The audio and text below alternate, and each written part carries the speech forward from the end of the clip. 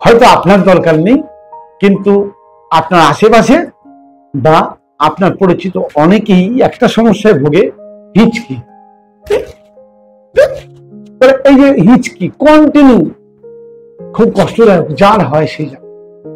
তাই হিচকিকে বন্ধ করার একটা খুব সহজ পদ্ধতি হচ্ছে বিট নুন, কালা নমক যাকে বলা হয়।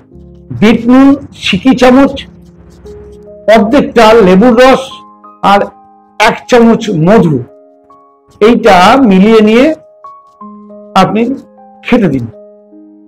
যতক্ষণ পর্যন্ত হিচকি বন্ধ না হবে প্রতি 20 মিনিট অন্তর ওইটা খাওয়াতে থাকুন, হিচকি বন্ধ হয়ে যাবে। কষ্টের হাত থেকে তো বাঁচবে এবং প্রাকৃতিক নিরাপদ ওষুধ। মনে রাখবেন, বিট নুন, পাতিলেবু আর মধু, আর কিচ্ছু।